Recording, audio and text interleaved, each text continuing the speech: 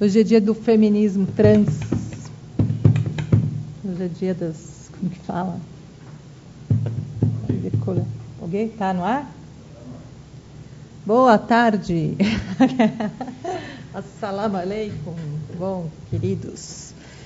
Bom, vamos aos nossos avisos.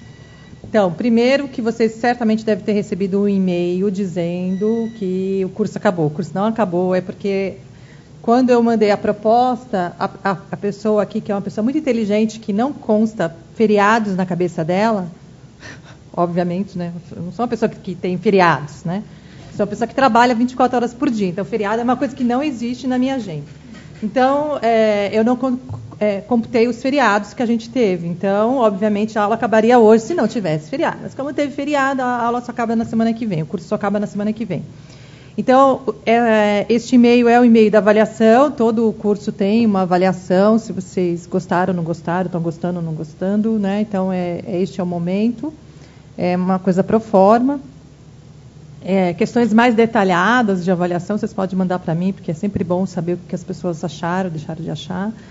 E até propostas de outros cursos, de outras... a ideia é que quando eu volte do pós-doc, inshallah, se der tudo certo, agora acho que parece que, né, o vento está soprando a favor, né, depois de tanto, né, quizira, mal olhado, outras coisas mais. Acho que agora está caminhando o processo. E vamos ver, se der certo, aí sim eu volto no segundo semestre e a ideia é já viajar encaminhando uma outra proposta de curso de extensão nesses moldes que eu tenho feito desde o ano passado. Então, o e-mail é para isso. Acho que tinha uma outra coisa que eu precisava falar sobre o curso. Bom, os resumos, tem muita gente escrevendo, dizendo, os mosquitos de Ribeirão Preto a 40 graus, né? Eu vou ficar a aula inteira assim. Uma outra coisa muita gente tem escrito que está atrasado com os resumos e que não, né, o pessoal online, essa coisa toda, mata os bichos. O que eu posso dizer é o seguinte: na semana que vem a gente vai dar um prazo até o final de semana, então é dia 26, então até o dia 1º de novembro, para que todos os resumos estejam prontos e entregues, enviados para as monitoras, porque eu vou precisar fazer essa planilha para os certificados. Então, se eu não sei quem de fato está assistindo online o curso, eu imagino que não estejam os 180 que se inscreveram online, que tenham, sei lá, umas 30, 40 pessoas fixas, imagino eu. Então, essas pessoas que assistiram efetivamente às aulas, né, é lógico que as pessoas que faltaram, né, faltar online é meio estranho, né, mas que não conseguiram assistir às 8 aulas, assistam até este período, me mande, porque o certificado vai ser mediante a esse controle de presença, né, entre aspas, né, porque aí a pessoa pode assistir um pedacinho da aula e dizer que assistiu a aula inteira, mas aí não tem como controlar, né, aí eu teria que ser muito mais rigorosa, coisa que eu não estou com intenção de ser, nem pretendo. Já basta a vida que tenha sido muito rigorosa com todos nós, né, o tempo todo. Então, melhor espalhar amor, né? Que quem espalha amor recebe amor. A verdade é essa, tá? Então, os informes são esses. Então, as questões todas. Hoje só tem a Flávia acompanhando online. E eu vou dar umas paradinhas e vou dar uma olhada também. Talvez eu tenha que me ausentar uns 15 minutos para resolver um problema de uma universidade, de uma das faculdades, mas ainda estou esperando essa ligação. De qualquer forma, a aula começa agora. Hoje é um dia de falar um pouco de feminismo, de mulheres, de temas que me interessam muito, né, que têm me interessado bastante. Mas, mais precisamente, trazer algumas questões que são, para além do feminismo que a gente vem debatendo, mas é o feminismo descolonial, né, que vai pensar outras maneiras de ser, de estar, que vai trazer outras questões que são importantes para nosso engajamento enquanto mulheres, enquanto pessoas. Eu sou uma militante da causa feminista, sou uma militante das causas das mulheres. Eu acho que quando a gente está tratando de mulheres, religião e feminismos, há muitas controvérsias, há muitos embates, né? Muitas vezes as pessoas acham que conhecer a religião apenas é suficiente, muitas vezes não é suficiente, porque nem todo mundo conhece no mesmo grau, tem a mesma intensidade, tem a mesma vivência, tem a mesma clareza, né? Principalmente quando se trata de Islã, muitos pessoas religiosas criticam o fato de falar do feminismo islâmico, mas não entende do que está se tratando, né? Que é uma categoria acadêmica, uma categoria que vai sendo reinventada, e que quando a gente fala de feminismo, né, no singular, ele não dá conta. A gente tem ampliado cada vez mais a intenção dos feminismos, né? É lógico que há um debate feminista forte que exclui esses homens do debate, né? Eu sou uma das pessoas que não acredito na exclusão dos homens em debate algum, nem de homens, nem de negros, nem de homossexuais, nem de pessoas nenhuma. Eu acho que a gente não pode trabalhar de maneira fechada, excludente, mas eu acho que tem alguns temas que as mulheres precisam, inicialmente, primeiramente, negociar entre si. Eu acho que as mulheres negociam muito pouco as suas agendas e as suas agências de como ser mulher, do que é estar neste mundo. É lógico que isso também já tem leituras plurais, mas acho que o diálogo também tem que ser feito entre os grupos, né, intragrupos, né, de forma que esses grupos se fortaleçam de algumas maneiras, né. É muito fácil pensar no feminismo branco, né, de classe média, paulista, por exemplo, né, porque nós estamos no estado de São Paulo, nós estamos na cidade de Ribeirão Preto, né. Então é muito fácil pensar nessa ideia de feminismo branco, classista, de São Paulo, né, e construindo esses campos excludentes que são mulheres indígenas, mulheres negras, mulheres ribeirinhas, mulheres do Nordeste, do Norte, do Sul, do Leste, Oeste, mulheres muçulmanas, né? E quando essas muçulmanas são muçulmanas que fazem uso do hijab, elas praticamente viram, nos termos da Judith Butler, mulheres abjetos, né? A ideia que a sociedade sempre tem é que essa mulher de lenço é uma mulher sem personalidade, estranha, amorfa, completamente sem racionalidade, e aí cada vez mais os discursos excludentes estão pautados nessa ideia desse feminismo que quer salvar, a gente já disse aqui da Laila Bulhud, a ideia de salvar mulheres muçulmanas da sua veste, da sua indumentária, da sua vestimenta. A gente tem trabalhado muito em questões de intolerância religiosa. Eu vou estar no Rio de Janeiro no dia 19, justamente falando sobre isso, 18 e 19 de novembro, falando sobre intolerância religiosa, e a ideia de que os paramentos religiosos, eles não só são sinais diacríticos, como nós pensamos na antropologia, né, são aqueles sinais que constroem a noção de pessoa, mas eles são também elementos de liberdade, elementos de identificação, de identidade, de construção de pessoa, de construção desta religiosidade. Cada vez mais a gente tem no Brasil conversões ao Islã, sejam de diversas comunidades, e muitas dessas meninas hoje que se convertem já passam a usar o lenço como sinal de religião, de pertencimento religioso.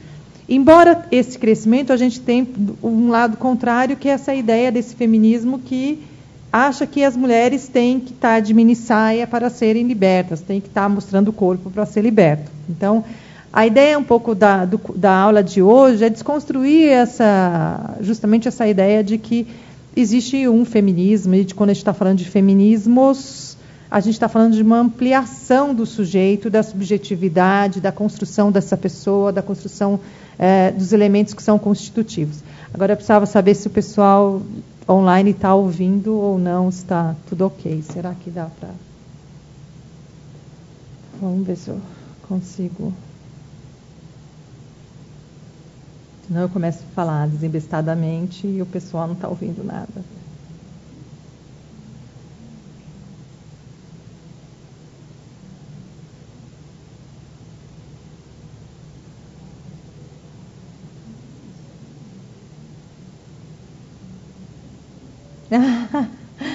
Pelo visto, o pessoal está ouvindo. Então tá. E vamos continuar, né? Então, feministas, eu trouxe algumas coisas para a gente pensar nesse feminismo que vão pensar as mulheres especificamente. Então, quando eu estou pensando nesse descolonial, né, desse feminismo descolonial, eu estou pensando nas negras, nas lésbicas, indígenas. Estão a pensar sobre o feminismo descolonial, que é assim, a gente tem feito todo um trabalho anticolonialista, né? E esses discursos colonialistas são discursos que estão impregnados na nossa noção de sujeito. Então, a questão da sexualidade, a questão da raça, estão nessa pauta diretamente, né? Quando a gente está pensando nas mulheres muçulmanas, nas mulheres que usam chador, nas mulheres que usam burca, nas mulheres que usam niqab, nas mulheres que usam hijab, nas mulheres que usam lenços, de alguma maneira, alguma vestimenta que identifica a sua religiosidade, elas também fazem parte desse feminismo que é, entre aspas, abjeto e descolonial. Elas também estão dentro dessa trilha que eu estou colocando, de pensar também em empoderamento feminino, não só no empoderamento de negras, de indígenas, mas também de mulheres muçulmanas. É um empoderamento que eu não acho que é feito naturalmente pela academia, não é um empoderamento que vai ser feito por mim, que sou pesquisadora de mulheres, que tenho me detido a trabalhar com mulher e islã, mas esse empoderamento ele tem que partir de dentro da comunidade. Eu acho que o empoderamento ele parte das próprias mulheres. Não existe a ideia de que eu falo pelas mulheres muçulmanas, eu não falo por mulher, eu falo por mim mesma. Eu não falo por mulher nenhuma, eu não represento mulher alguma. Né? O que eu tento fazer dentro da academia é justamente desconstruir esses conceitos de que a gente fala por alguém, ou de que ou que a gente precisa dar voz a alguém. Isso é o grande equívoco da nossa sociedade, achar que nós temos que dar voz, a gente tem que dar ouvidos. Né? Eu acho que eu já tenho falado disso em outros momentos nas aulas. Né? Fazer antropologia, a minha antropologia engajada é uma antropologia da audição. Portanto, é uma antropologia que ouve esses universos diversos desses femininos. Né? Então, quando eu estou pensando numa mulher muçulmana, eu também não posso criar uma categoria fechada do que é essa mulher muçulmana. Porque, ao criar essa categoria fechada, eu estou criando novamente essa ideia colonialista de que a mulher muçulmana tem um estereótipo, ela tem um modelo. Ela não tem esse modelo também. Né?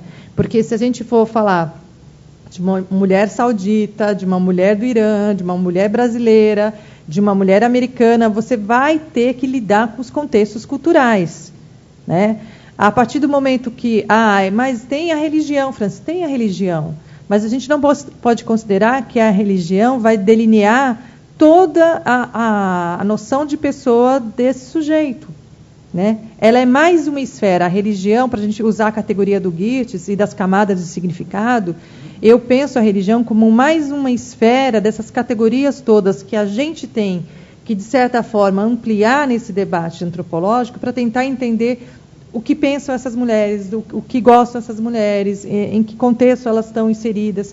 Porque senão a gente mata, né? A gente joga a ideia do bebê com a água do banho fora ao mesmo tempo. Né? A gente está excluindo várias questões que estão nessas nuances, que é ter nascido muçulmano, né? Usar essa categoria daquele que nasceu na religião e daquele que aos 30, 20 anos se reverteu à religião. Quer dizer, são momentos diferentes. Ou aquelas mulheres, por exemplo, que no Irã vivem dentro de um Estado teocrático, vivem dentro de uma lei, especificamente, e de mulheres que estão no Brasil e que não vivem essa lei.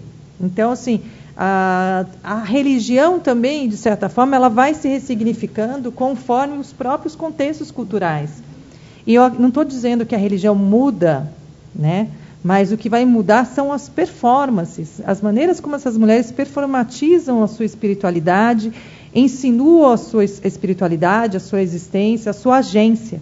As agências aqui, usando termos que eu gosto muito, né, não só para o próprio feminismo, né, da Saba Mahmood, mas a agência, como pensa o Alfred Gell, né, de que esse objeto, um objeto de arte, ele é uma agência de uma coisa para outra. A gente está pensando numa análise básica da antropologia, que é a noção de reciprocidade. Né? A Mary Stratton, quando vai pensar a noção de feminismo, o ensaio da dádiva, quando ela vai pensar a questão da dádiva, ela está justamente voltando para uma ação Mose, pensando no ensaio do dom. Esses autores todos estão voltando para os clássicos. Então, a noção de reciprocidade, né, antropológica, ela está também muito presente na noção de agência. Aquilo que eu dou, aquilo que eu recebo, aquilo que eu retribuo. Né? a nossa sociedade é uma sociedade demarcada desta maneira, é uma sociedade marcada pela retribuição, né? Aquilo que eu estou dando, eu estou recebendo, e assim vai gerindo. Quando eu estou falando de agência, né, essas mulheres muçulmanas, sejam elas no Egito ou em qualquer contexto que a gente esteja trabalhando, são mulheres que promovem suas agências e as suas agendas de formas diversas, né? Então, vozes, quando eu estou pensando nesse feminismo descolonial, estou pensando nessas vozes subalternas que emergem. E aqui eu coloquei alguns exemplos, mulheres indígenas, mulheres lésbicas, negras, tal, e as mulheres muçulmanas, que nesse clamor dessas vozes, né, que estão emergindo nesse contexto social no qual a gente está vivendo hoje, no século XXI. O feminismo descolonial faz uma crítica ao feminismo hegemônico, né? E o que eu estou chamando, o que a gente está chamando de hegemônico? Justamente esse feminismo branco, de classe média. Não sei se vocês viram um post que circulou muito na internet na semana passada, que é uma negra apagando uma lousa e as feministas do lado de fora reivindicando, né? Quer dizer, enquanto as mulheres brancas, classe média, estão reivindicando, a negra está lá trabalhando. Quer dizer, ela não está incluída na luta.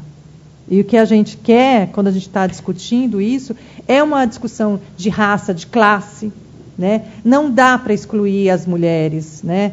Quando a gente pensa, por exemplo, uma situação que a gente leu bastante na internet na semana passada, daquela moça que abandona um filho, né? Em Higienópolis, né? Uma empregada doméstica que tem um filho, que coloca o recém-nascido numa árvore, aí alguém pega, a mulher vai sendo presa. E o texto brilhante que circulou, não lembro de quem fez, mas assim, quem vai cuidar dessa mãe? Né? Porque uma mulher que sustenta uma gestação de 9 meses, empregada doméstica numa casa, e a patroa não sabia que ela estava grávida, ela conseguiu durante 9 meses esconder uma gravidez, quer dizer, tem alguma coisa errada com nós mulheres. Né? Tem alguma coisa errada com a maneira como nós oprimimos umas às outras. A grande questão é essa. Até que ponto as mulheres, de fato, não estão oprimindo umas às outras? Então, é lógico que eu não estou querendo julgar este caso, nem essa patroa, em hipótese alguma, porque eu não sei a realidade. Estou usando o fato conforme a gente recebeu este fato. Mas se a gente for pegar, assim, eu luto pelo feminismo, né? Mas a minha empregada, vamos supor, França, eu não tenho empregadas, viu, gente? Nem diaristas eu tenho. Mas assim, vamos supor que se eu tivesse uma diarista, eu estou lá lutando pelo movimento feminista, a minha diarista que tem trocentos filhos, muito mais do que eu, também tenho trocentos filhos, enfim. Né? São 3, acho que já é uma tribo, né? Para quem queria ter 6. Mas a luta dela, eu não lhe dou o direito de fazer parte desse grupo que reivindica o direito a ser mulher, a ter os direitos como qualquer outra mulher. Então, quando eu estou pensando nesse feminismo hegemônico, será que esse feminismo hegemônico não está excluindo outras mulheres do debate? Então, a discussão é essa. Será que eu não estou excluindo uma mulher muçulmana de um debate justamente porque ela usa um lenço na cabeça? E por usar um lenço na cabeça, ela não merece estar no debate feminista? Porque um lenço na cabeça tira toda a forma de pensar dela, tira a existência dela, tira a forma dela pensar o mundo enquanto mulher. Então, essas são questões que estão um pouco povoando a minha mente ultimamente, né? Como nós mulheres, de certa forma, que temos um discurso, e é interessante porque eu tenho visto esse discurso também na esquerda, né? De homens de esquerda extremamente machistas, né?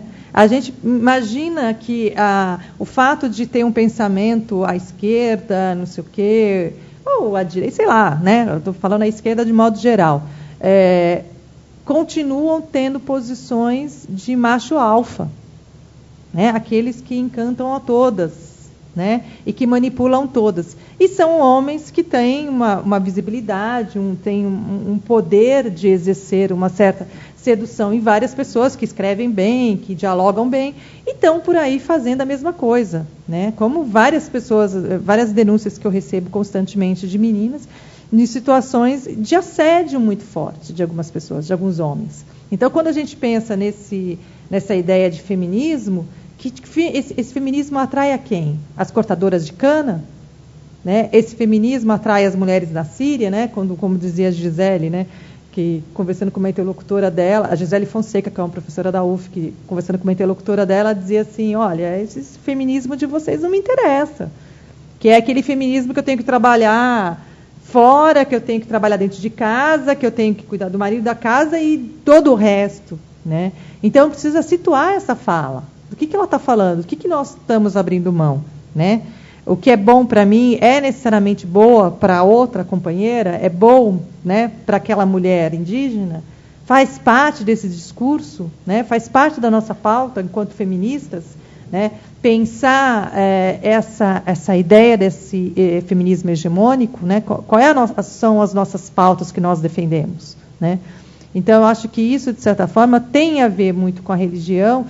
E aí, obviamente, a religião que eu me debruço mais é o Islã, mas a gente pode jogar isso para o catolicismo, as católicas pelo direito de... Direito de? Ai, gente.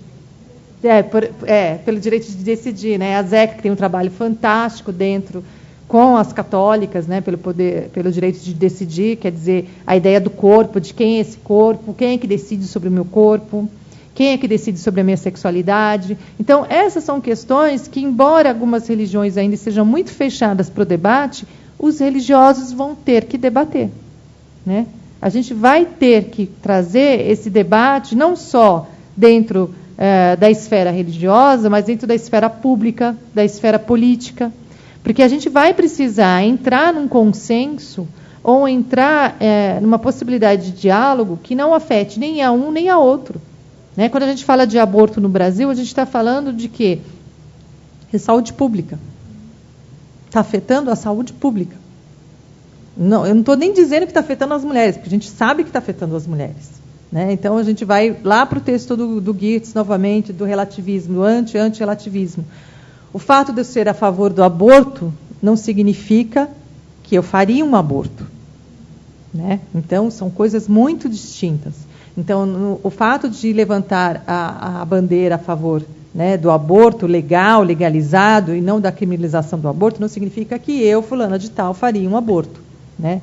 Mas é porque eu tenho consciência que existem mulheres que morrem cotidianamente por conta de abortos mal feitos. Então, se eu, como feminista, não posso levantar essa bandeira, algum equívoco tem. Né? Então, eu preciso estar atenta ao interesse dessas mulheres, à vivência dessas mulheres. Eu acho que a gente cuida muito pouco uma das outras. Eu acho que as mulheres cuidam muito poucas, até mesmo daquelas que se dizem amigas, nós cuidamos muito poucas uma das outras. Nós não temos, muitas vezes, a delicadeza. A gente vê relatos de salas de parto, que são relatos horríveis, dolorosos, tristes. A gente vê relatos sobre a questão do estupro. Né? Hoje saiu mais uma sindicância da USP sobre a questão do estupro. A gente vai ouvindo esses relatos e a gente não vai se mobilizando suficientemente.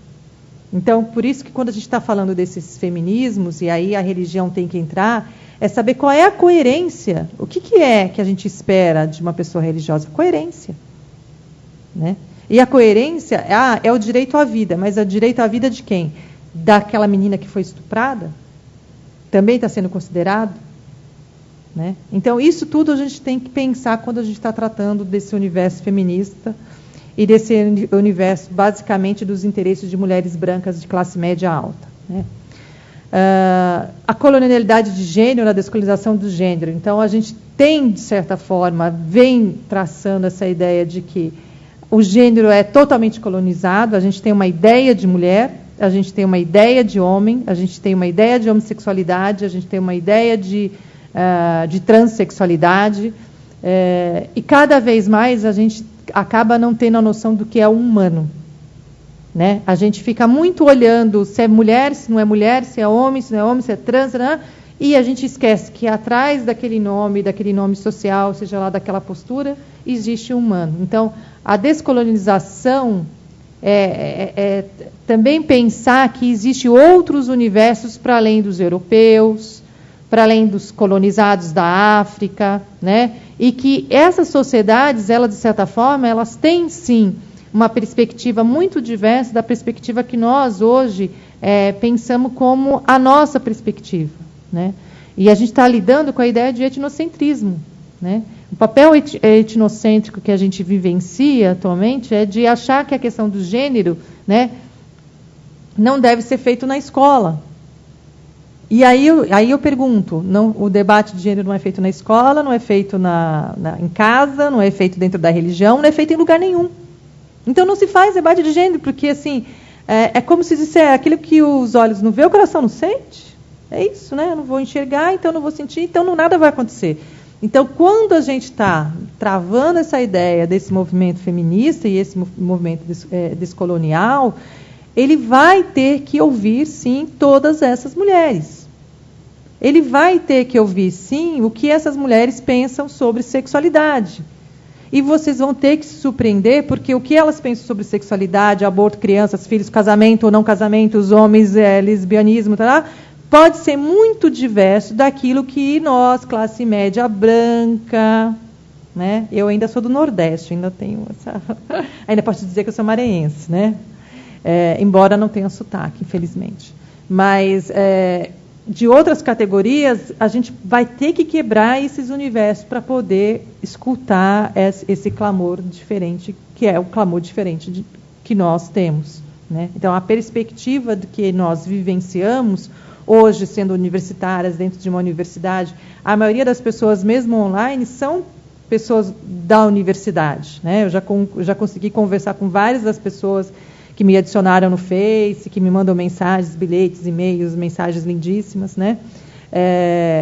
E sei que muitos são estudantes de graduação, gente de pós-graduação, gente que já fez faculdade, mas que está ligado à universidade de alguma maneira, professores, inclusive. Então, isso, de certa forma, querendo ou não, somos elite. Nós fazemos parte de uma elite no Brasil, que é quem tem acesso à educação, acesso a um tipo de aula, né? Infelizmente, no país, a gente não consegue dar acesso para todo mundo, nem todo mundo sabe que existe, né? Determinados cursos online. Mas, de qualquer forma, é uma maneira de que as pessoas também possam trocar, trazer suas experiências. Eu quero ouvir também de vocês hoje, mesmo pessoal online, mesmo não ouvindo, mas lendo, né, dessas experiências descoloniais de gênero que são importantes para vocês, né? Aí, seguindo, decreta uma crítica da opressão de gênero radicalizada, colonial e capitalista, heterossexual, visando uma transformação vivida do social. Então, isso é geralmente aquela colonialidade de gênero que a gente está sempre pautando, né? Quer dizer, mulheres brancas, mulheres heterossexuais, né? Que vivem dentro de determinados contextos. Fica mais fácil, né, a gente questionar isso, né? Quando é branca, heterossexual, não dá muito trabalho, a gente não pensa muito, né? Dá trabalho quando aparece o diferente. O diferente é que dá trabalho. O diferente é que a gente começa, de certa forma, a nos incomodar, a pensar, a ver as coisas de outra forma, né? A intersecção de gênero, né, classe e raça, eu acho que cada vez mais não dá para fugir isso, mesmo quando nós estamos estudando o Islã, né? Aí eu mando até um recadinho para as meninas, para a Heloísa, né, de Belém, que está fazendo um trabalho super interessante sobre conversão de mulheres de Belém e mulheres de Angola, né, acho que de Luanda. Também a questão de classe, a questão de raça. Classe, pensa na conversão hoje em dia, de quem são essas mulheres que estão se convertendo, que se revertendo à religião? De que classe social elas são? Qual é o apelo que a religião tem?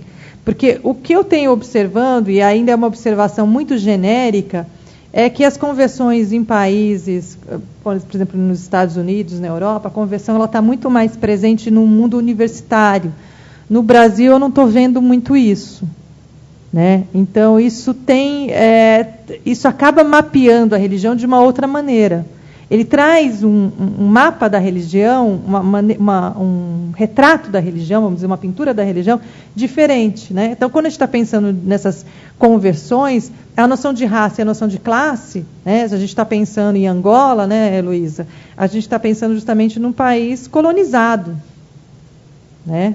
Quando a gente pensa no Brasil, também é colonizado. Quando a gente pensa em Belém, né, que é no Nordeste, que tem uma cultura muito diversa do povo do Sudeste, quer dizer, precisa entender quais são esses apelos, né? Outro dia, conversando com uma jornalista, eu falei, olha, porque queria que eu dissesse que a periferia está se convertendo ao Islã. Não, não é verdade. A periferia também está se convertendo ao Islã. Também. Mas a conversão, ela é, dentro do Brasil, muito mais ampla, né? Se a gente pegar país, olha que ótimo. A gente pegar estados do Nordeste, olha, país, eu pensei na Paraíba como país, assim, eu acho, é o país das maravilhas, vamos combinar, né? Então, quando a gente pensa na Paraíba, em João Pessoa das Convenções, ou Belém do Pará, ou Natal, quer dizer, a gente precisa olhar quais são o que mobiliza essas reversões ao Islã, né? Estou falando conversão, mas eu prefiro muito mais reversão. O que está mobilizando essas reversões dessas mulheres, inclusive? Principalmente dessas mulheres, né? Eu sempre tenho uma hipótese de que as mulheres, elas têm uma atração muito maior pela religião que os homens.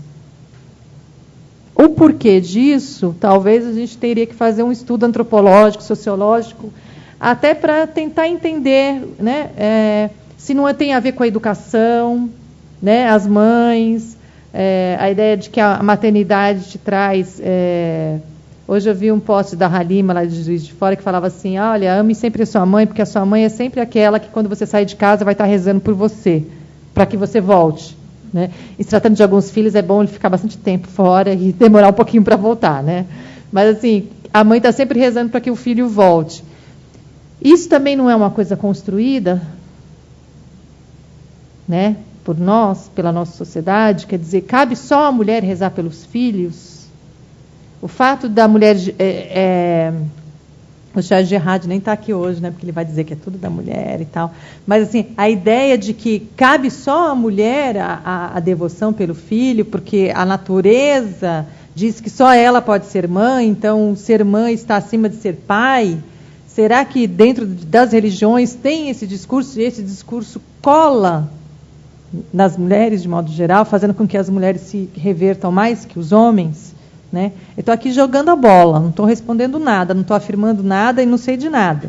Não afirmei. Estou apenas perguntando, né? Será que a gente não tem essa discussão um pouco porque a gente também é treinada para isso, né? Da mesma maneira que a construção da feminilidade, da sexualidade, do instinto maternal também é uma construção, porque se fosse assim as mães não jogariam filhos pela janela, nem no rio, nem colocariam embaixo de árvore. Quer dizer, quais são as outras questões que estão, né, permeando? Né? Acho que ele não está ligado. Acho que está sem bateria.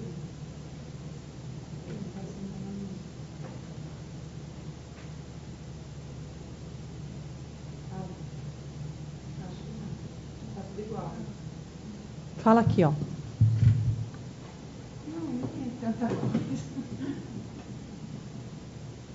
Não, eu ia só... A gente está falando dessa questão de gênero, né? Esse final de semana eu conversando com um grupo de católicos, freiras e padres, e eles estavam me falando do número, né, do número muito baixo que tem acho que, se eu não me engano, aí de uma determinada congregação, o número de noviças que tem no Brasil todo são 4. Então, assim, é muito pequeno, né? E nessa mesma congregação, o número de homens é bem maior. Aí eu até espantei, eu falei, nossa, eu trabalho assim, estou sempre no meio de discussão de religião, né? E o que a gente sempre vê é que a mulher busca mais a religião do que o homem, né? A gente vê nas igrejas quantas mulheres têm rezando, quantos homens, em qualquer religião, né? Na mesquita e tudo mais. E aí eles falaram para mim, não, mas acontece que as regras do... Aí, hoje ele até não está, eu não domino muito as nomenclaturas do catolicismo. O Alessandro. O nosso colega não está. Que as regras do... Não é Viciado? Aonde faz a formação, né, para ser do seminário, para a mulher tem um outro nome, né? Que as regras para as mulheres são muito mais rígidas do que para os homens. Então, os homens podem até, vamos supor, ter alguns... Namoradinha, talvez? Caso se arrependa, ele pode voltar. Tem vários itens assim que facilita muito mais para os homens. Então, por isso não assusta tanto os homens a entrar para a vida religiosa quanto as mulheres.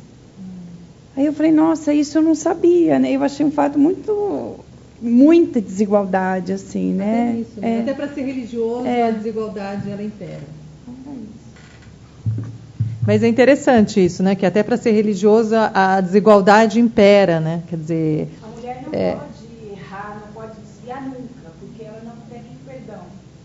Para o homem já é entendido, como se fosse aquela coisa da natureza, né? Está na natureza do homem, né? O sexo.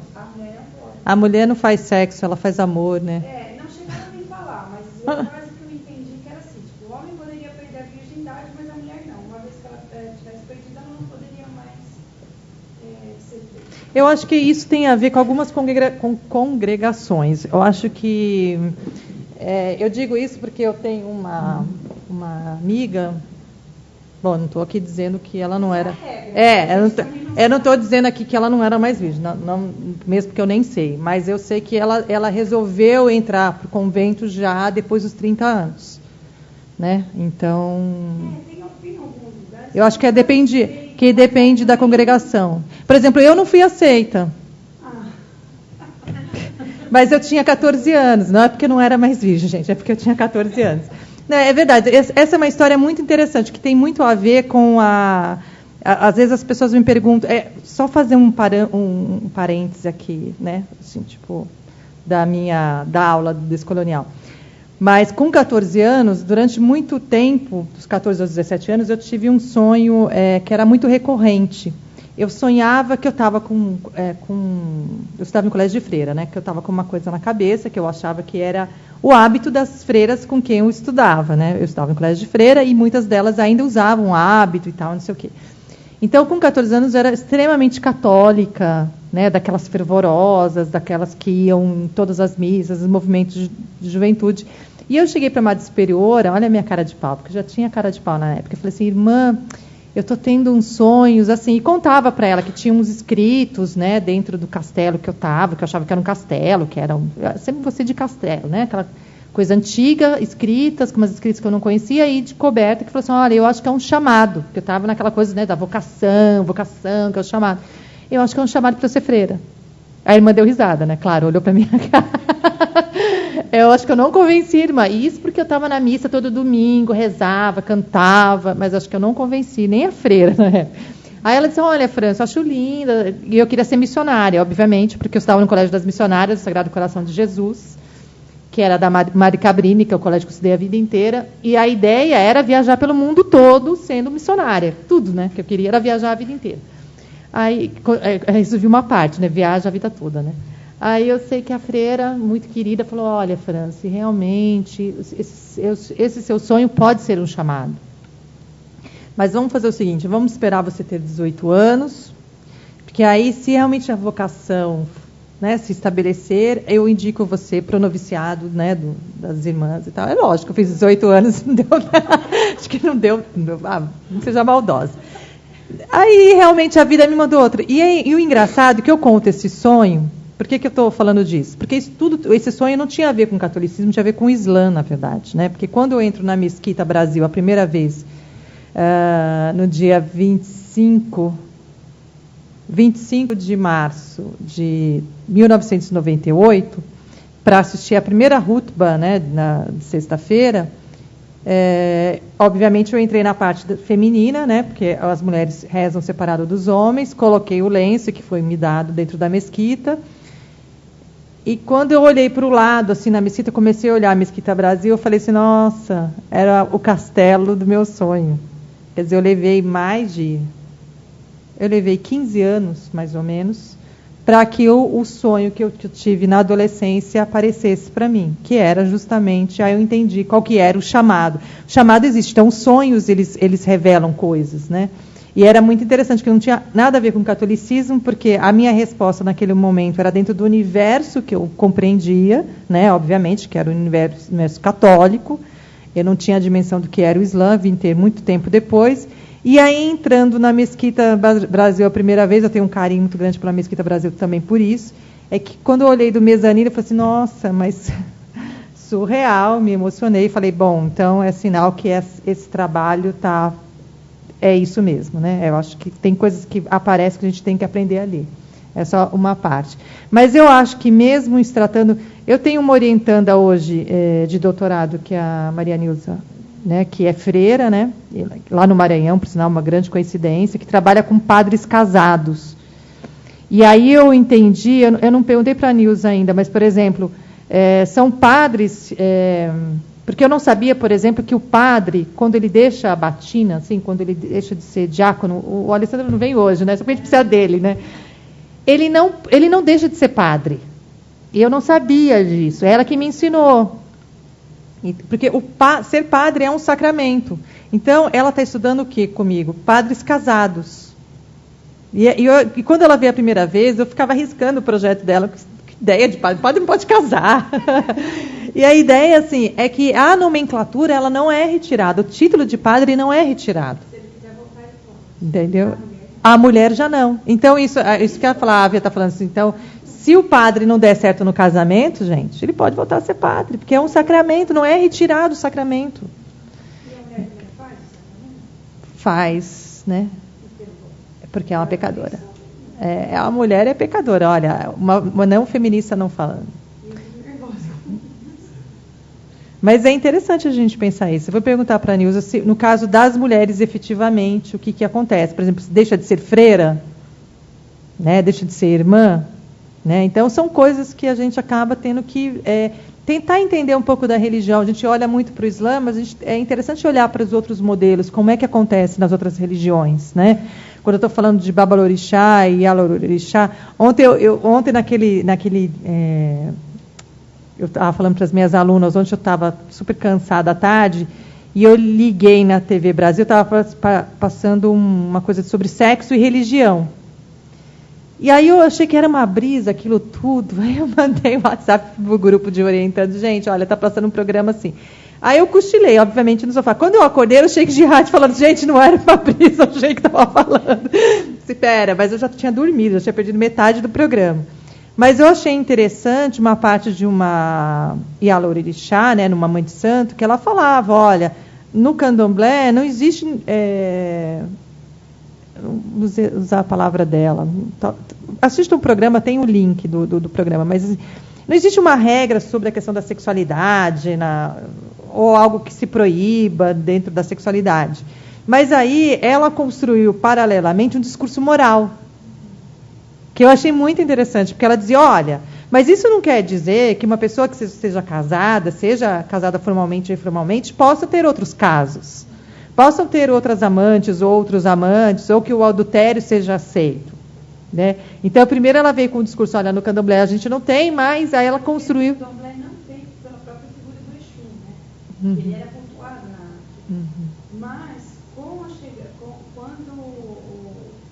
o português, aí os europeus encontram a estátua do Exu e o culto a Exu, que ele tem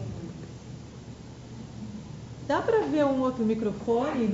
Aqui, agora está ligado. Acho que ele precisava esquentar. Então fala. Porque no candomblé tem a ver com a figura do Exu. Né? O Exu, ele não tem essa simbologia de que é o Deus aí que está envolvido a sexualidade, né? A própria representação dele, ele tem o pênis bem gigante e tudo mais. Só que quando o europeu descobre essa figura, né, ele já...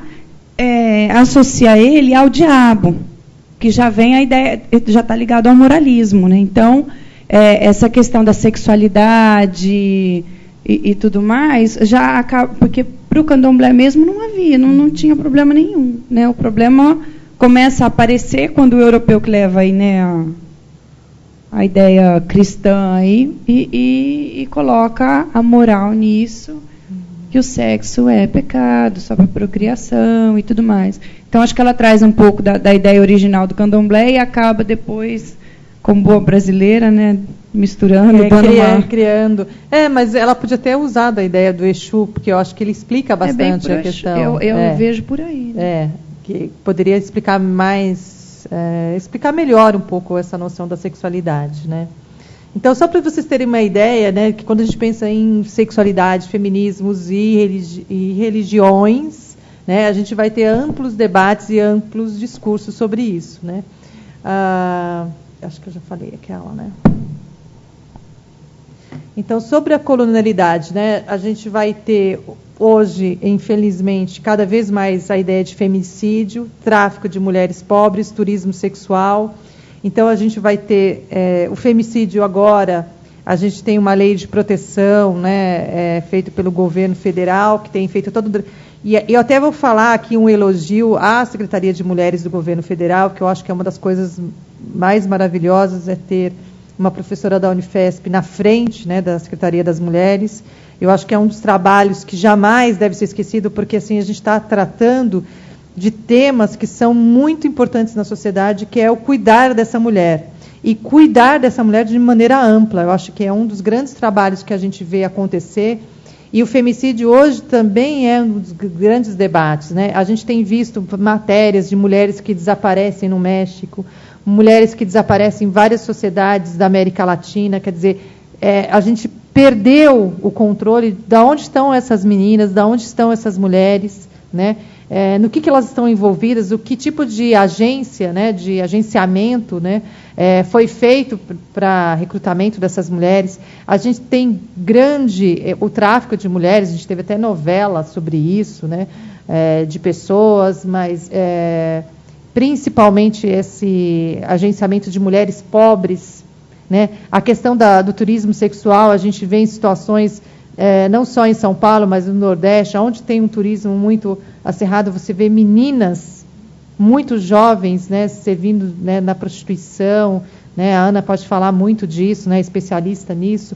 Então, a gente vê situações de conflito muito, muito, muito sérias, assim, discursos muito complicados sobre esses temas. Então, isso também é fruto de uma opressão, né? Então, a gente vai ter países colonizados onde europeus, por exemplo, eu não vou me servir da minha mulher, mas eu vou me servir da mulher do outro, né? Da mulher que eu vou escravizar, da mulher que eu vou controlar. Então, a gente tem, de certa forma, ainda questões muito fortes quando a gente está tratando da sexualidade feminina e do poder que determinados grupos agem, né, têm sobre as mulheres. Eu achei bem interessante um mês passado, quando eu fui falar numa faculdade particular, e aí a indicação de eu falar primeiro, antes dos homens, né, porque era uma mesa onde tinham mais homens que mulheres, eu era a única mulher, é que naquela faculdade as mulheres sempre falavam primeiro. Eu assim, uau! Né? E eu acho interessante, né, dar esse lugar, porque, de certa forma, são as mulheres as que são menos ouvidas, né? Então, quando alguém quer atingir uma mulher, ele sempre vai dizer, não, ela é emocional, né? Ela está agindo com emoção, então eu não vou ouvir. Quando uma deputada, a gente viu vários casos, eu não vou citar nenhum deputado, nenhuma deputada, para não fazer propaganda para ninguém, para dizer que eu sou partidária de alguém, mas quando uma certa deputada fez uma crítica a um deputado no Congresso, ela foi chamada de nomes que são impublicáveis, né, e são inaudíveis, né, por ser mulher. A mesma agressão não é feita com os homens. O mesmo nível de agressão nunca é feito com os homens, mas com as mulheres sempre é feito. Então, isso, de certa forma, traz essa colonização sobre o corpo feminino, sobre as ideias femininas, né? E, infelizmente, a gente tem ainda muitos femicídios, né? O Brasil também ele é recorde na violência de gênero e na violência feminina, principalmente, né? São mais de 300 casos por mês de mortes de mulheres no Brasil. Mostrou uma refugiada, fizeram um vídeo com uma refugiada, uma mocinha síria, universitária, e eu achei muito engraçado, que foi a visão, né, que geralmente nós temos, né, dos muçulmanos, né.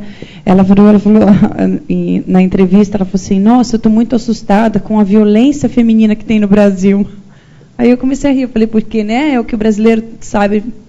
Aí ela falou, não, a gente sempre fala, né, porque lá as mulheres apanham isso e aquilo, não sei mais o quê, né? E a visão dela, perguntando sobre o que ela estava gostando do Brasil, acho que já fazia 6 meses que ela estava aqui, o que ela estava gostando, o que ela tinha aprendido, né? E aí ela falou uma coisa que me assustou demais, que eu não sabia que tinha, a violência feminina, que é muito alta, eu nunca tinha visto isso. Pois é. Mas a gente acha que não, né? É só o outro. A violência aqui eu diria que é exagerada, eu diria, né? É só você pegar um metrô às 6 horas da tarde, indo para a Zona Leste em São Paulo, que você vai entender o que é violência de gênero, né? Porque é uma violência cotidiana, né?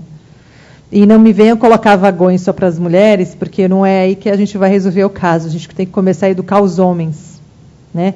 Porque eu vejo muito discurso, precisamos educar as mulheres, e eu não vejo nenhum discurso dizendo que precisamos educar os homens, e os nossos filhos homens, né? Porque a educação ela vem de dentro de casa, né? Aquele menino que a mãe tem que fazer o prato para ele, passar a camisa dele e deixa a menina, não, ela é mulher, ela faz o dela. É aí que as violências de gênero começam, né? Porque o menino não é treinado a cuidar das coisas deles e as mulheres são cuidadas a cuidar das coisas dela, né? E quando isso cresce, a gente vai ter o quê? Uma separação de gênero muito forte que vai dizendo que o outro tem concessões e a outra nunca tem concessões nenhuma, né? Na perspectiva feminista descolonial, nós perguntamos quem são os sujeitos que circulam, rompem e que articulam práticas religiosas alternativas, né? Aqui é uma questão, obviamente, que a gente vai esbarrar em temas polêmicos, não tem como fugir a isso quando a gente pesquisa a religião. Eu tenho ficado um pouco incomodada com alguns melindres que algumas pessoas religiosas têm em relação a alguns temas de pesquisa. Eu acho que não precisa ter nenhum tipo de melindre. Eu acho que pesquisar... existe um trabalho diferente entre ser religioso e ser pesquisador. Eu sou uma pessoa extremamente religiosa, acredito em Deus, rezo, faço minhas obrigações, e eu sou uma pessoa pesquisadora, e quando você começa a entrar um no terreno do outro, isso não dá certo, né? Então, eu acho que na academia não existe tema polêmico, não existe tema tabu, não existe tema que não deva ser pesquisado. Todos os temas são importantes para a gente pensar o humano, né? Porque existe uma coisa, tanto na antropologia quanto na psicologia, que é o departamento do qual eu faço parte, que é uma coisa chamada ética, né? E o código de ética, tanto do psicólogo, eu não sou psicóloga, mas o código de ética do psicólogo e o código de ética do antropólogo é justamente o respeito às sociedades estudadas. Então, quando a gente está pensando nos temas, né, e aqui eu posso até indicar o tema da Luana, minha orientadora de mestrado, que vocês já ouviram, sobre a mesquita LGBT de Paris, por mais que a religião diga isso não pode, isso não existe, isso não acontece, isso acontece. Isso existe. A religião pode não aprovar. Uma coisa é o que a religião diz. A outra coisa é o que as pessoas fazem. Então, quando eu vou falar de etnografia, vou falar de antropologia, de pesquisa de campo, eu digo para os meus alunos, existem 3 coisas que são importantes para a pesquisa. A primeira coisa é saber o contexto. Em qual contexto você está estudando? Eu estou estudando a mesquita LGBT de Paris. Ok, tá, é um contexto. A segunda questão quem são as pessoas desta mesquita LGBT? Fulano, formado por tal e tal pessoa. Tá, ok, sei quais são as pessoas, né? Já sei a apresentação delas. O terceiro ponto para essa etnografia é o que elas dizem, que elas fazem, que elas são. Então, o terceiro item, o que elas pensam sobre si mesmas, as ações dela. Então, você tem o contexto, as pessoas e as ações dessas pessoas. Se você tem esses 3 eixos, você tem a sua pesquisa, você tem o seu trabalho. Então, eu defini o meu contexto, eu sei qual é este grupo, quais são essas pessoas, eu sei quais são as ações que elas realizam. Sabendo isso, eu tenho a minha etnografia, né? Então, dentro da academia, nós, pesquisadores, a gente esquece, né, quando a gente está analisando os dados, a nossa religião, a nossa pertença, o nosso time de futebol, né, a nossa família, a nossa moral. E eu não estou dizendo aqui que o pesquisador é neutro, não existe neutralidade. Ponto. Porque nós não estamos lá no período positivista. Nós não somos Emile Durkheim, que acreditava que a ciência era o sujeito e o objeto, né? A influência weberiana do método compreensivo weberiano já chegou há muito tempo, e o Geertz, obviamente, vai beber nisso, né? Então, nós não somos agentes neutros, mas a gente, quando é religioso e está tentando fazer academia, A gente precisa separar o discurso da religião do discurso daquele que pratica, porque senão a gente começa a moralizar todas as práticas, né? Se eu sou muçulmano e estou analisando a homossexualidade de um sujeito e dizer, isso é haram, isso é haram, haram, eu não vou estudar a homossexualidade. Então, a gente tem que tomar muito cuidado quando, e eu tenho visto muito isso acontecer, quando a religião está suplantando aquilo que está sendo analisado, né? E isso não é trabalhar com as ferramentas da ciência. Porque a crítica, ela pode ser feita dentro da religião, lá dentro do seu grupo. Mas ela nunca pode extravasar ao terreno acadêmico. O terreno acadêmico não pode ter melindres. O terreno acadêmico, ele tem que ter ética. Ele não pode colocar o seu sujeito num lugar que possa prejudicá-lo. Por exemplo, muitas vezes, a minha tese de doutorado, a sua grande maioria, os interlocutores, eu sempre perguntei se eu podia citar o nome deles. A grande maioria, sim. E até mesmo aqueles que eu achei que tinha um discurso um pouco pesado, o que eu fiz? Eu alterei o nome. Justamente para manter em sigilo, para manter uma certa forma de preservar. A pessoa nem me pediu para que eu não colocasse aquela fala especificamente, mas eu achei que talvez aquela fala poderia mais prejudicar essa pessoa que trazer um benefício. Então, isso é ter a ética no seu trabalho de campo. Então, eu fico surpresa cada vez mais quando a gente está pensando em religião, se existem questões que não devem ser abordadas. Não existe, ao meu ver, não existe nada que não deva ser abordado. Tudo que é abordado com uma questão ética é bem solúvel, né? É inspecionável, para usar um termo do Geertz, né? Então, para a gente tentar entender quais são essas articulações que a gente vai ter que fazer. É necessário ouvir as mulheres e saber o que é religião para elas. Isso é uma grande temática que a gente tem que estar o tempo todo se observando. Quando a gente está pensando em religiosidade, o que é que significa essa religião para essas pessoas? É lógico que a religião, você não vai encontrar sempre os mesmos significados em grupos nascidos dentro da religião e em grupos de convertidos, né? Ou muitas vezes você vai encontrar esse discurso que vai sendo pautado, modificado conforme a pessoa vai se apresentando, né? O conhecimento religioso é um conhecimento que vai sendo adquirido. Então, muitas vezes no início, uma pesquisa de doutorado, por exemplo, que dura 4 anos, no início, ela tem um certo... Ela vai te dar uma resposta. 4 anos depois, ela vai te dar uma outra resposta. Muitas vezes, porque nesses 4 anos ela pode ter mudado de opinião, ou porque ela mudou muito da relação que ela tem com você que é pesquisador. Então, muitas vezes eu registrava uma fala de uma pessoa na minha pesquisa, que tempos depois, ou eu formulava de forma diferente a mesma questão, né, ou a nossa relação criava uma outra cumplicidade, que essa pessoa me dizia coisas que eu não estava habituada a ouvir. Então, isso, de certa forma, é interessante a gente perceber, ao ouvir essas mulheres, o sentido dessa religião, como é que essa religião pode ser pautada, como é que ela pode ser pensada e tudo mais, né? Como as mulheres se relacionam com a religião?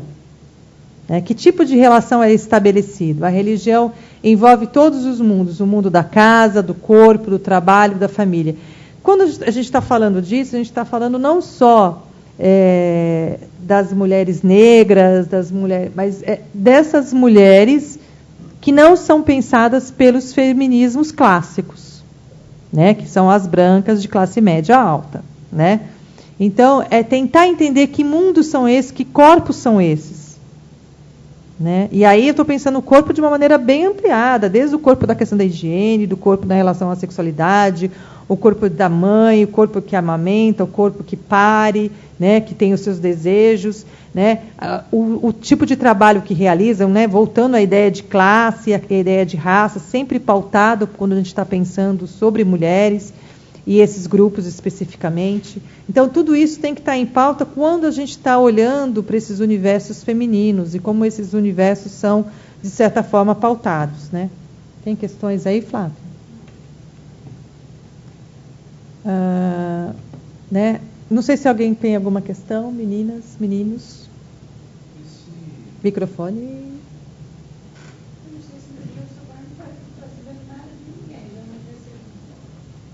Passa o microfone para ele poder falar.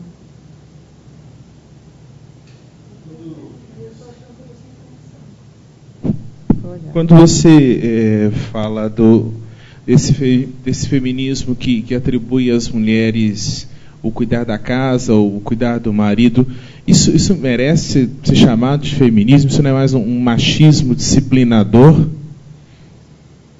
Deixa eu ver se eu entendi. Repete.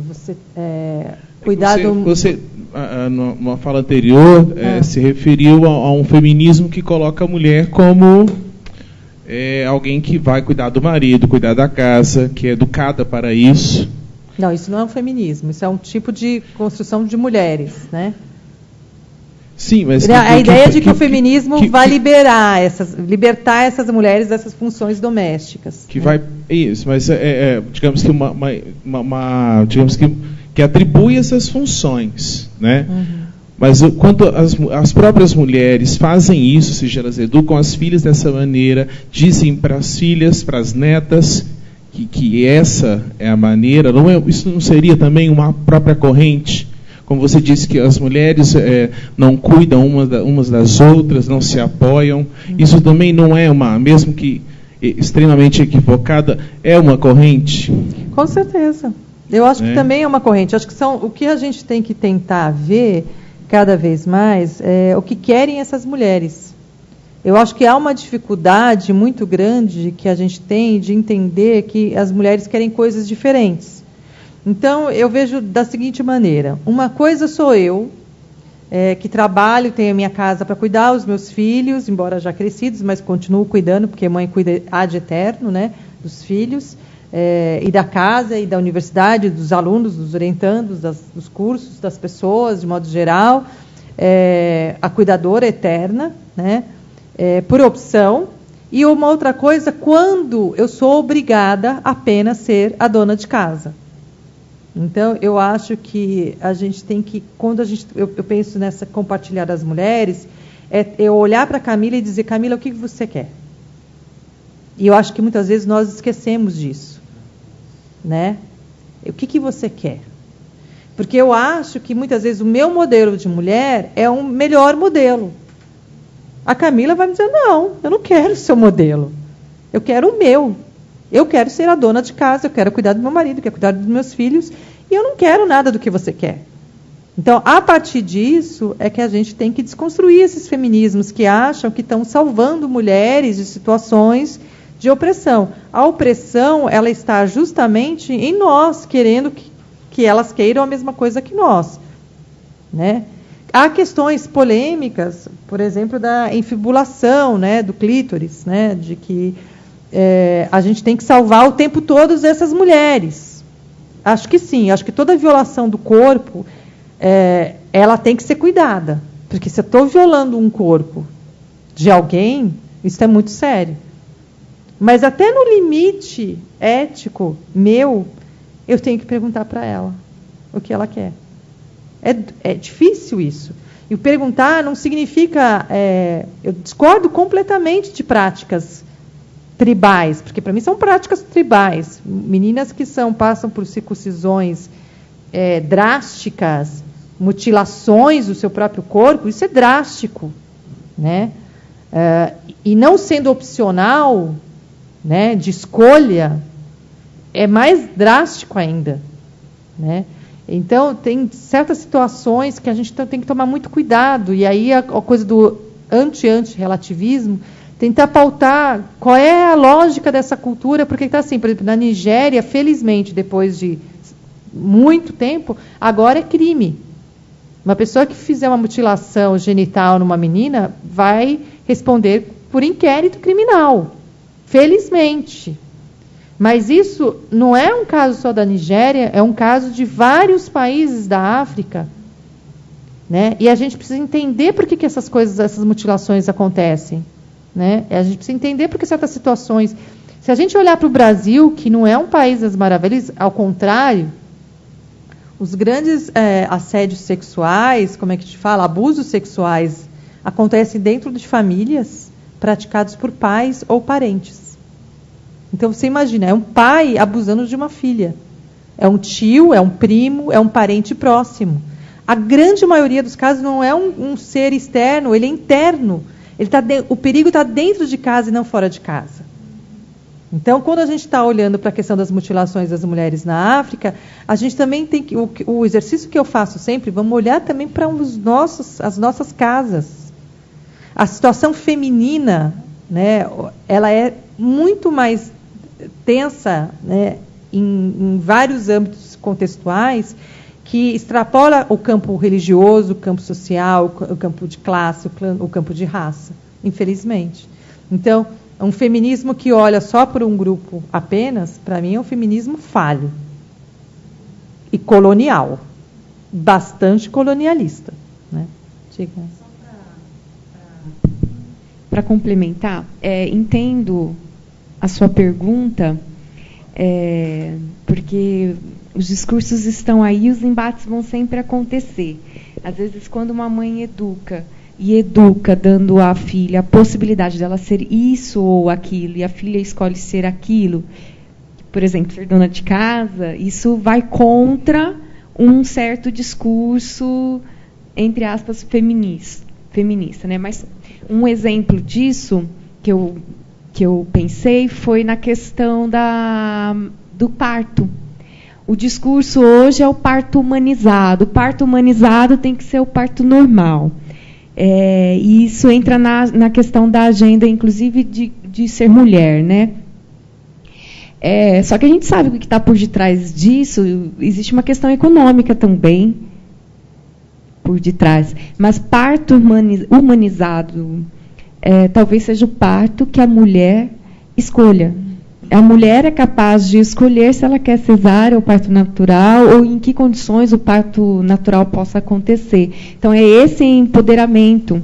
E, às vezes, escolher algo que vá contra um determinado discurso, aí vai dar a impressão de que é machismo, né? Que a própria mulher está defendendo uma postura machista, e não é a escolha. Aí cada um tem a sua história de vida, né, do ponto de vista psicológico, para fazer essas escolhas. A questão é que nem sempre essas escolhas são conscientes. E aí é onde o nó, a gente tem um nó do ponto de vista da educação ou da produção de cultura, né?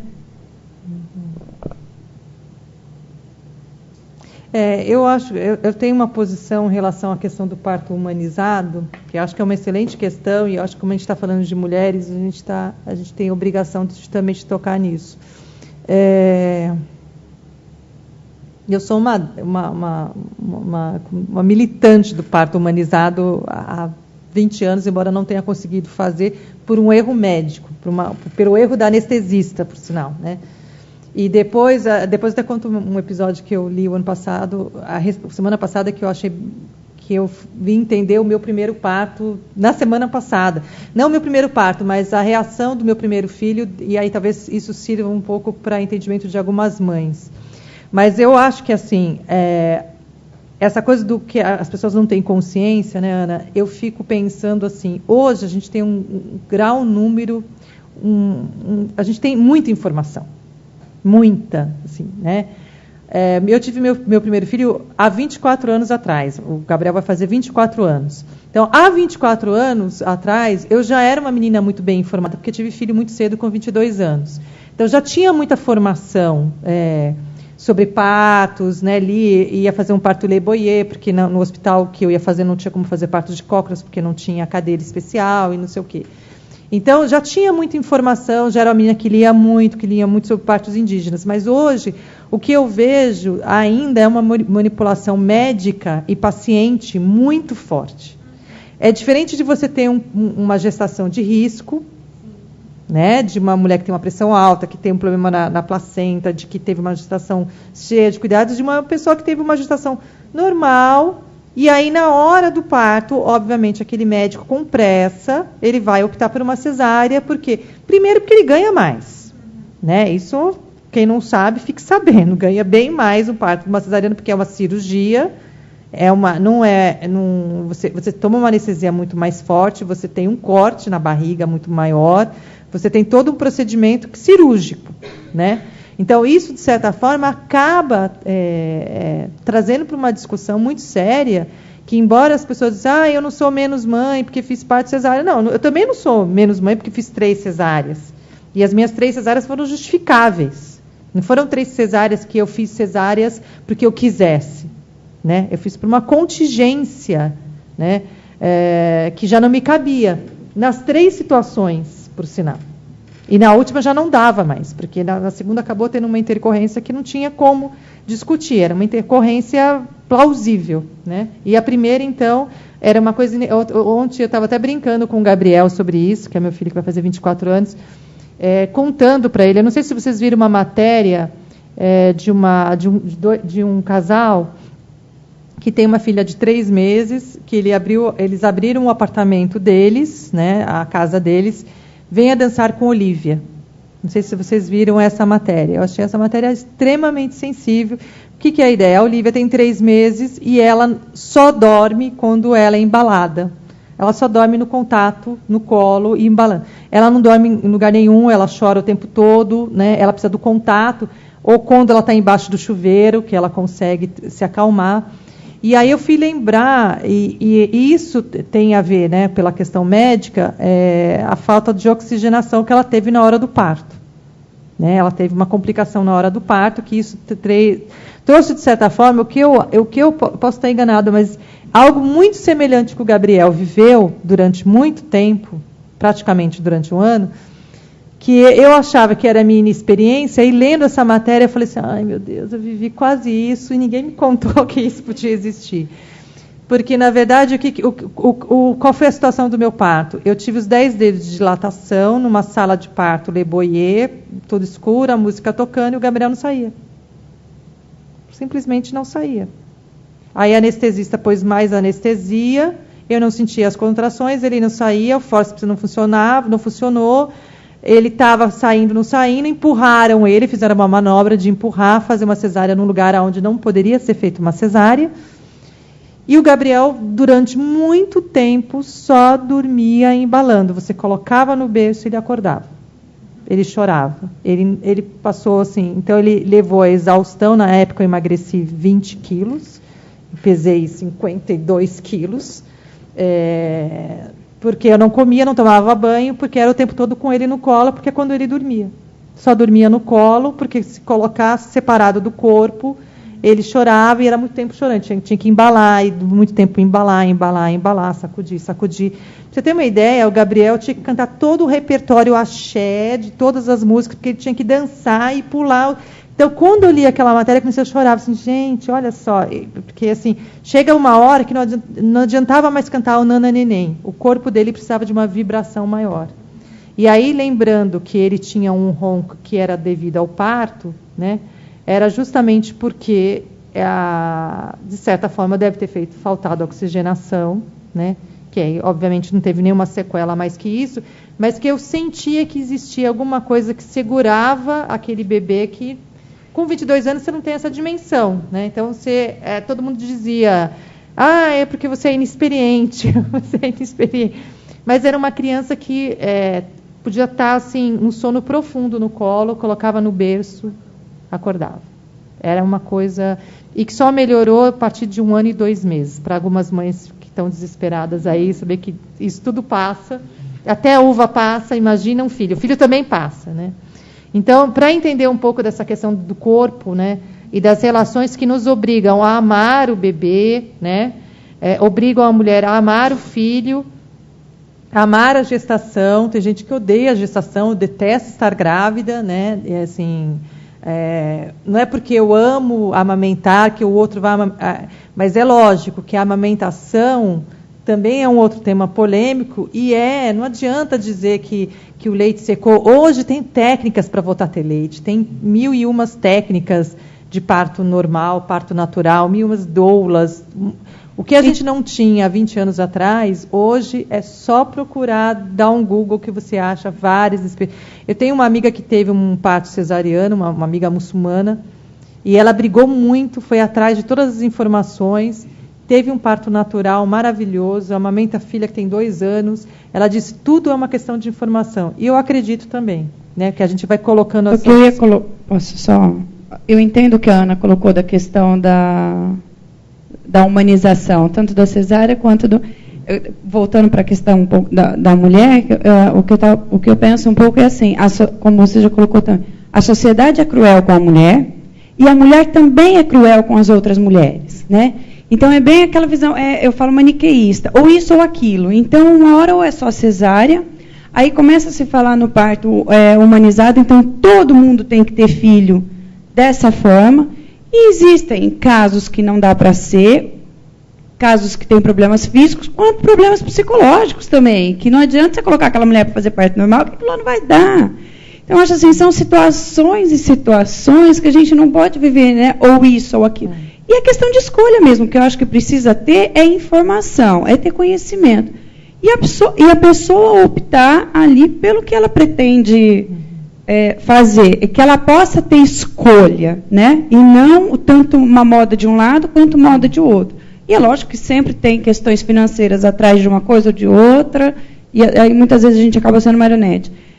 Há pouco tempo também... e a gente não... eu falo, as mulheres são cruéis com as mulheres. Há pouco tempo, num grupo que eu acompanho aí de pesquisa, as brasileiras estavam falando que as turcas eram interesseiras demais. Por isso os homens preferiam as brasileiras. E aí começaram a descer na lenha nas turcas. Porque as turcas pediam dinheiro para casar, porque as turcas não sei o quê. Então, os turcos preferiam as brasileiras, porque a brasileira não é interesseira. A brasileira vai, trabalha, consegue se manter, divide a casa. E as turcas não, já quer saber, né? Não sou defensora das turcas, mas eu falo assim, mas a gente tem que olhar, né, para a situação como assim, olhar para a situação daquela mulher que está vivenciando um parto, uma amamentação, qual que é a história ali, né, daquela casa, daquele lugar, quanto a história desse povo. Aí e tinha um monte de comentário, e eu só ouvindo, eu nunca não me manifesto, né, eu vou acompanhando para ver o que se pensa, né. E aí eu peguei e coloquei uma pergunta, eu fiz assim... Não seria, por um acaso, uma questão religiosa de ter a questão do dote? Claro.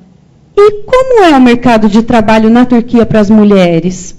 Não seria uma questão também para elas se resguardarem aí de... Acabou. Ninguém, não teve um comentário da minha pergunta. Claro que não. Entendeu? Silenciou tudo. Aí eu falo, as mulheres são muito cruéis com as mulheres também, né? Não é porque a outra está lá do outro lado Mas é uma questão religiosa e a questão do mercado de trabalho na Turquia é ainda muito complicado para a mulher, né? Então, a gente tem que ver também esse outro lado. Não é ou isso ou aquilo. Na verdade, é um embate para fazer valer o meu. Eu preciso me reafirmar, né? Então, eu desqualifico o outro para qualificar, né, o meu lado. Melhor era as brasileiras. Eu vou ler algumas coisas que estão interessantes, que estão povoando por aqui.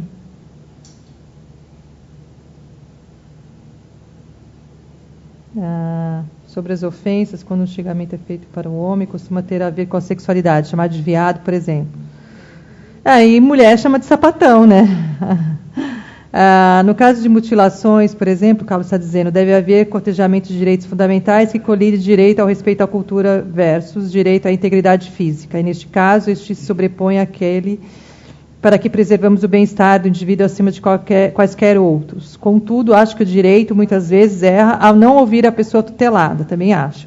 A posição de violência de gênero, a posição da vítima nos casos de violência de gênero é muitas vezes relegado pelo processo, inclusive criminal, e isso é uma falha gravíssima no sistema, também acho, Carlos.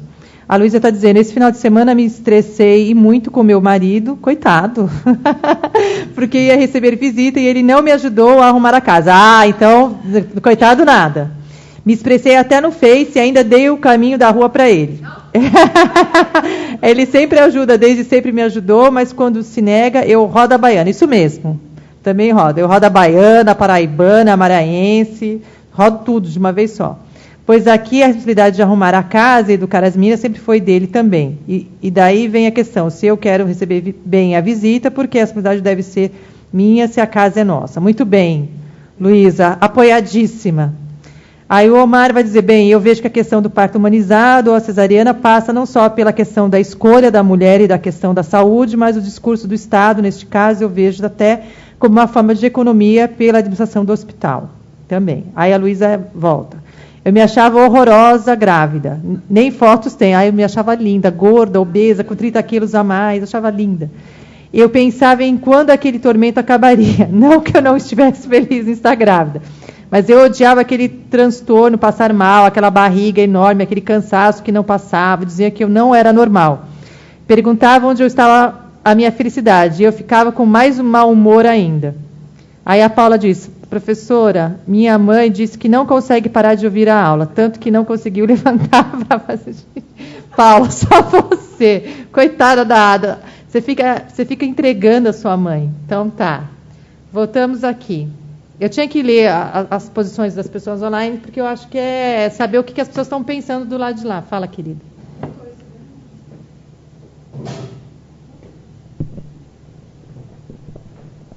Adoro quando os homens falam. Você vê como eu sou uma feminista bacana? Estou deixando até homem falar. Leio até posições de homens do Face.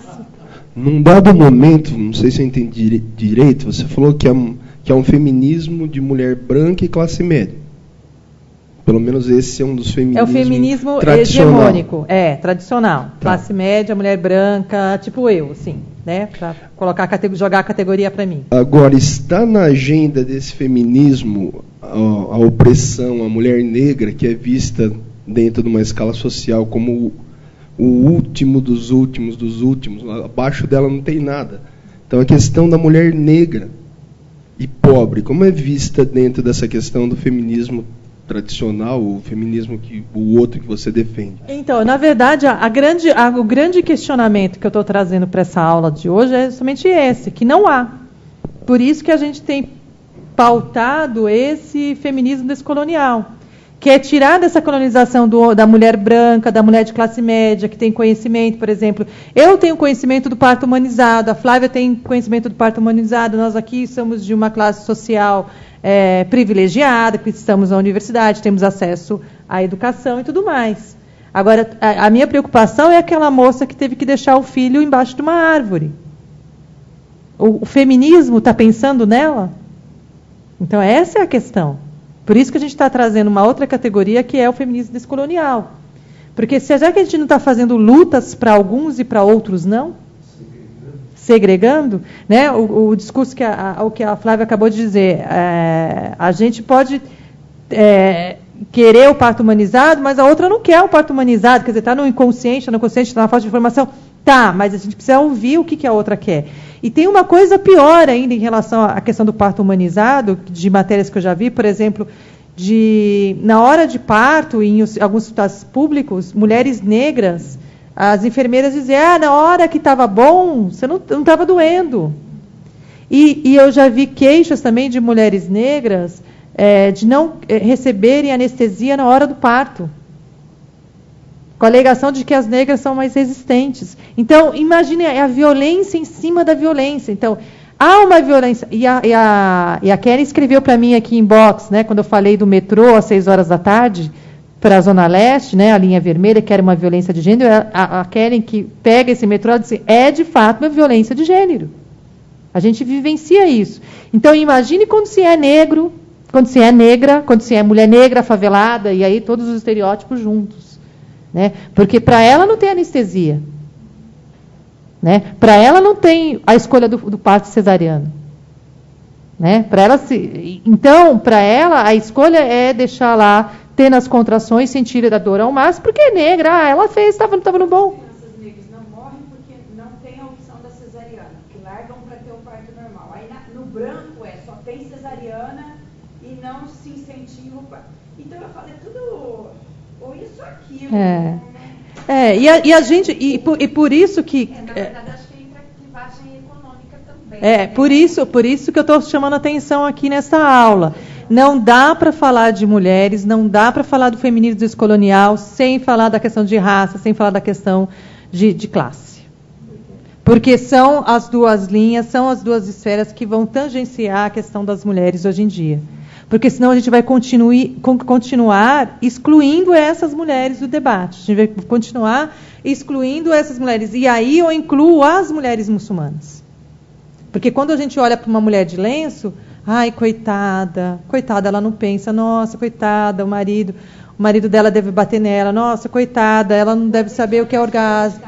É dona de casa. Ou então, no Brasil já pensam que são estrangeiras. Né? Que são, lá no país onde você mora, e as meninas têm que se justificar o tempo. Não, mas eu sou brasileira. Eu até fiz um texto que está no Icarabi, que chama Jesuí, Mulheres Muçulmanas. Hoje eu já odeio esse Jesuí. Estava na onda do Jesuí. Falando justamente uma questão que era assim, se você encontra uma mulher muçulmana no metrô, no ônibus, andando a pé na rua, no subúrbio carioca, ou uma periferia qualquer, de lenço, saiba você que ela é brasileira. Porque as estrangeiras, eu estou falando das nascidas que já vivem há muito tempo no Brasil, a grande maioria não anda de metrô, não anda de ônibus, não mora na periferia. Né? Então, isso já dá um posicionamento de classe. Né? Já registra. Então, se você encontra com uma mulher de lenço no metrô, eu vou dizer para vocês, sem medo de errar, 89% são mulheres convertidas, revertidas ao Islã. Elas não são nascidas muçulmanas. No metrô, no ônibus, no trem, andando a pé, por aí, né? Porque geralmente é uma questão de classe, gente. Tem mulheres muçulmanas que são revertidas que andam de carro? Tem. Muitas, por sinal. Mas eu estou falando de um mapa específico daquelas que transitam a pé. Né? A grande maioria são brasileiras. Mas eu acho engraçado como na conversa que a gente teve com a Melé, que foi semana passada, né? Que é uma muçulmana, turca, e aí ela falou para a gente, como o brasileiro ele se informa pela televisão, né? E pelos telejornais. E aí ela falou, gente, eu não aguento mais. Até outro dia eu era mulher bomba, agora eu sou síria. Então... Como a questão agora são os refugiados da Síria, então todo mundo olha para uma mulher de lenço, coitada, ela veio da Síria, ela é refugiada, ela está precisando de alguma coisa. Então ela falou, todo mundo vai perguntar se eu sou síria, se eu estou precisando de alguma coisa. É ótimo, né? Então, assim, pôr um lenço... Eu acho que vai demorar um tempo ainda para os brasileiros aprenderem, né? Que uma mulher de lenço não necessariamente é árabe, que uma mulher de lenço não necessariamente é oprimida, que uma mulher de lenço... o curso é um pouco para isso, né? Se a gente já conseguir difundir isso por aí, falando e mostrando as diferenças, as nuances, eu acho que já é um bom desafio. Porque de certa forma, uma colonização dessas mulheres. É uma forma de colonizar essas mulheres. São mulheres que se tornam objetos o tempo todo. Elas perdem a nacionalidade, elas perdem o nome, o sobrenome, elas perdem a própria identidade porque estão de lenço na cabeça. É muito doido isso, né? A gente rotula, né? É como se olhasse para um padre de batina, aquele padre fosse italiano, todo padre é italiano, né? Todo padre viveu no Vaticano. Às vezes aquele padre nunca pisou no Vaticano, certamente nunca tenha pisado no Vaticano na vida. Ele nunca viu o Papa, nem mais branco, nem mais preto, nem mais cinza. Mas as pessoas acabam rotulando o sujeito porque ele está com uma batina XYZ. E as mulheres muçulmanas não têm como. E é interessante esse tempo todo de pesquisa, e eu que circulo por várias comunidades muçulmanas, sunitas, xiitas, e grupos sufis e tal, o modo de colocar o lenço é muito diferente. Eu fui assistir a Shura na semana passada no Centro Islâmico Shia, no centro de São Paulo, e eu estava com um lenço que eu comprei no Irã, por acaso, porque eu achei que aquele lenço combinava mais com a minha roupa... Né? Não é porque eu estava querendo fazer homenagem para ninguém, não, mas é porque aquele lenço é um lenço muito lindo e eu queria estar linda. E aí eu estava com o lenço e uma pessoa disse para mim assim, esse lenço você comprou no Irã, né? Quer dizer, é lógico, uma iraniana logo descobriria que aquele lenço era iraniano. Né? Então, porque são lenços que... O próprio lenço, se você conhece um pouco da religião, se você é um pesquisador, você diferencia... Só de olhar o modo de colocar o lenço, se essa pessoa... Você pode errar, obviamente, né? Mas, por exemplo, eu achei muito engraçado algumas pessoas me dizerem lá que eu parecia com quem? Você parece com iraniana. Aí, com as iranianas, que eu fiquei super orgulhosa. Assim, só não na sobrancelha, né?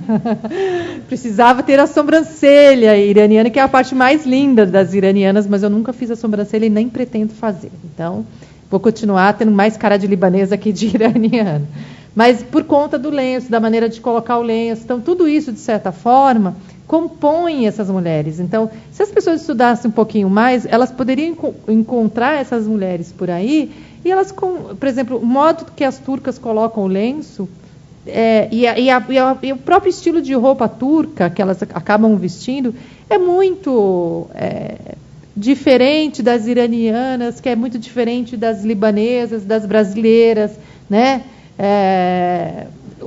Por exemplo, eu sei que as brasileiras acabam gostando mais de lenços retangulares, quer dizer, eu não suporto, porque os meus ficam horríveis em mim, né? Eu gosto mais dos lenços tradicionais, colocados de forma tradicional.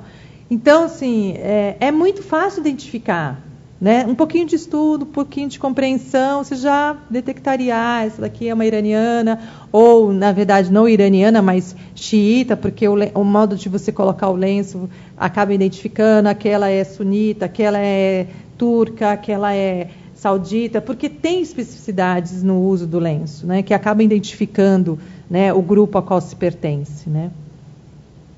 Tinha alguma questão que eu não respondi? Não. Vamos fazer um intervalinho, então, de 15 minutos, e aí a gente já volta. Vou tentar responder as questões aqui. Pode desligar o som para mim?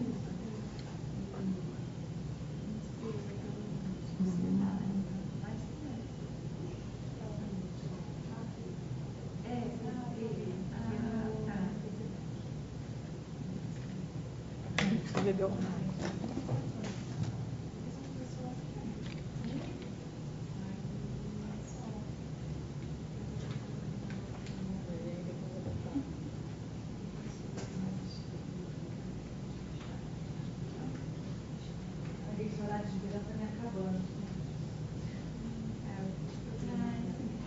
Vocês não trouxeram nenhum lanchinho, um docinho, uma cocada, um bolinho, nada, né? Nada. Dia do professor, né, gente? Nem bolinho, nem bombonzinho para o professor, né? Uma maçã. Uma maçã.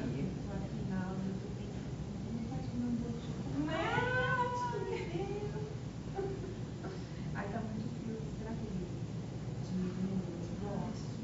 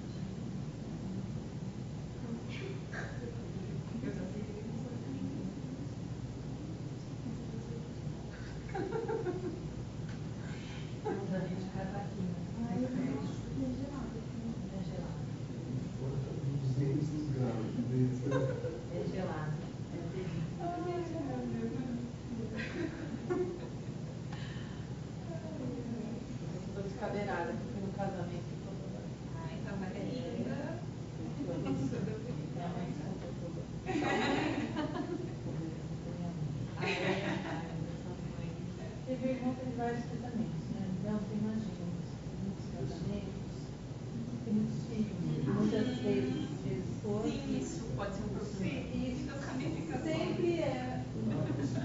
Entendeu? E aí junta eles, a minha mãe, e aí tá pronto.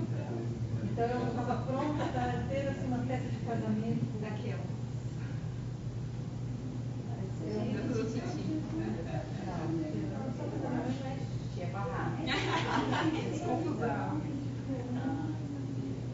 Mas ela conseguiu se manter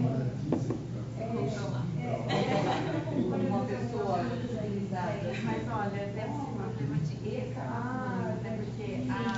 minha mãe pode não falar com o nome da ex, então, mas a minha mãe não tem problema. Às vezes, a questão de ótimo. Atual, ela não fala com a mãe, que é uma de repente fica. Eu acho que a minha mãe, ela é tão maligna, que a menina não seu pé, certo? Eu não acredito. Eu não disse nada pro meu irmão. Eu disse nada pro meu irmão. Ela aconteceu na hora de ela cantar. Sobre a casa, minha mãe. Por isso eu tive 3 filhos, mas eu fui fazer terapia. Para lidar com as minhas nozes.